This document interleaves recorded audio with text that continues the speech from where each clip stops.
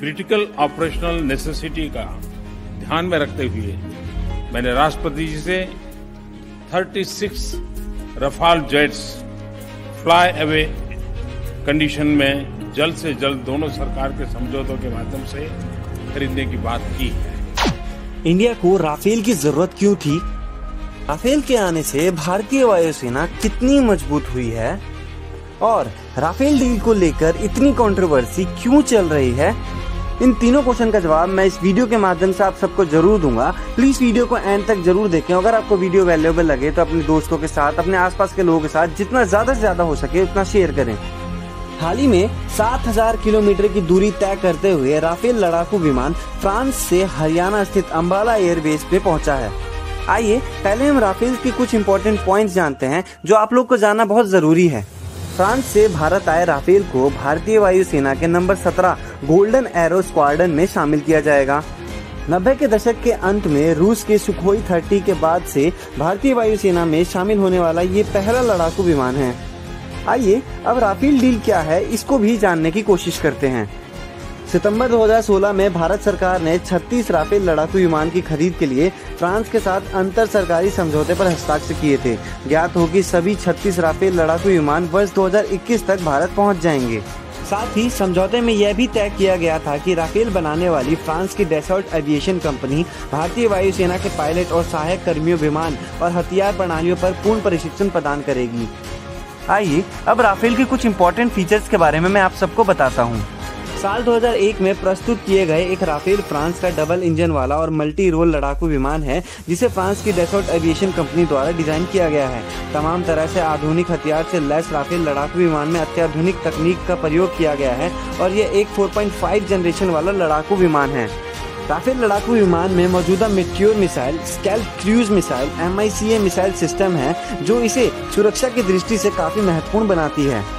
भारतीय वायुसेना ने राफेल जेट के लिए अत्याधुनिक माध्यम दूरी की मॉड्यूलर एयर टू ग्राउंड हथियार प्रणाली हैमर की खरीदारी की प्रक्रिया भी शुरू कर दी है।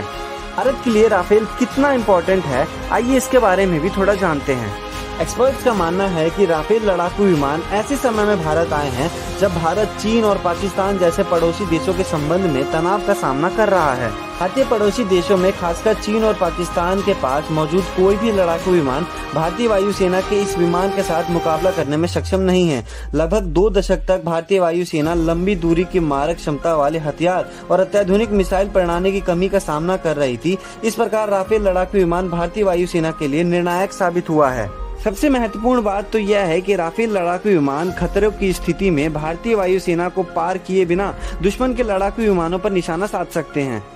राफेल डील पर क्या क्या कंट्रोवर्सी चल रही है, आइए अब इस पर नजर डालते हैं। फ्रांस से 36 राफेल लड़ाकू विमान के दाम और दौसा रिलायंस एविएशन को ऑफसेट कॉन्ट्रैक्ट मिलने के मुद्दे पर मोदी सरकार और कांग्रेस के बीच तकरार चल रही है। कांग्रेस ने क्रोनी कैपिटलिज्म यानी संघगांठ वाली पूंजीवादी खेल का भी आरोप लगाया है। 2 साल पहले राफेल विमान पर संसद से सड़क तक जबरदस्त संग्राम छिड़ गया था। विपक्ष का आरोप है कि एनडीए सरकार फ्रांस में बनाए गए विमानों के लिए ज्यादा कीमत चुकाने पर राजी हो गई है, जबकि इस डील पर कांग्रेस सरकार ने मोलतोल कर कीमत कम रखवाई थी। कांग्रेस का आरोप यह भी है कि सरकारी कंपनी हिंदुस्तान एरोनॉटिक्स लिमिटेड को किनारे कर अनिल अंबानी की रिलायंस डिफेंस को अहम वित्तीय लाभ दिया। एनडीए सरकार ने अप्रैल 2015 में घोषणा की थी कि 36 राफेल फाइटर जेट्स को ऑफ द शेल्फ खरीदा जाएगा और वहीं कांग्रेस ने आरोप लगाया था कि एनडीए सरकार ने प्रति विमान 1670 करोड़ रुपए चुकाए, जबकि यूपीए सरकार ने 570 करोड़ रुपए का भाव तय किया था। वहीं डिफेंस मिनिस्ट्री के नोट्स में कहा गया है कि भारत की जरूरत के हिसाब से जो सामान विमान में जोड़ा गया है उसके चलते यूपी वाली शर्त पर हर राफेल जेट्स की कीमत 1705 करोड़ रुपए पड़ती है, जबकि एनडीए सरकार ने जो डील की है उसमें उसके भाव 1646 करोड़ रुपए पड़ा है। सुप्रीम कोर्ट का इस पूरे मामले को लेकर क्या कहना है, आइए अब इस बात की ओर चलते हैं। राफेल डील मामले में सुप्रीम कोर्ट ने 14 दिसंबर 2018 को दिए अपने फैसले में केंद्र सरकार को क्लीन चिट दे दी है। हालांकि इस फैसले की समीक्षा के लिए अदालत में कई याचिका दायर की गई हैं। इन सब के बाद भी सुप्रीम कोर्ट ने इस मामले में भारत सरकार को क्लीन चिट देते हुए बताया कि केस के मेरिट को देखते हुए इसमें दोबारा जांच के आदेश देने की जरूरत नहीं है। आज के समय में राफेल डील को लेकर फ्रांस में क्या कंट्रोवर्सी चल रही है, आइए इस पर नजर डालते हैं। राफेल फाइटर जेट के सौदे में कथित भ्रष्टाचार का मामला एक बार फिर से फ्रांस में निकल आया है। फ्रांस ने इस सौदे का जांच करने का आदेश दिया है। इस पूरे सौदे को लेकर अनिल अंबानी की रिलायंस कंपनी विवादों में है। फ्रांस के नेशनल फाइनेंशियल प्रोसिक्यूटर ऑफिस ने जांच के आदेश के बारे में बताया। इसके लिए एक जज की नियुक्ति के आदेश दिए गए हैं।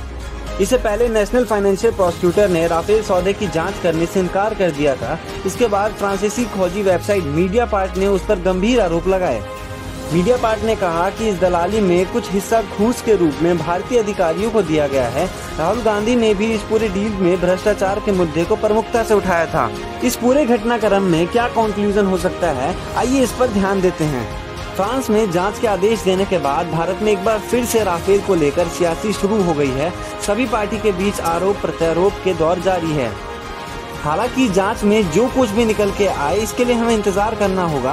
राफेल के आने से भारत को बहुत बड़ा भरमाच मिला है। जो आने वाले समय में या जो भी स्थिति अभी चीन और पाकिस्तान के साथ बनी हुई है, इसके राफेल के आने से भारत को बहुत मजबूत रूप से देखा जा रहा है। अगर आपको वीडियो पसंद आई तो प्लीज वीडियो पर like, comment, share and subscribe जरूर करें और बेल आइकन को जरूर प्रेस करें। अगर आपके पास आने वाली वीडियो के टॉपिक के लिए कोई भी सजेशन है तो प्लीज वीडियो के कमेंट सेक्शन में जरूर बताएं। जय हिंद, जय भारत।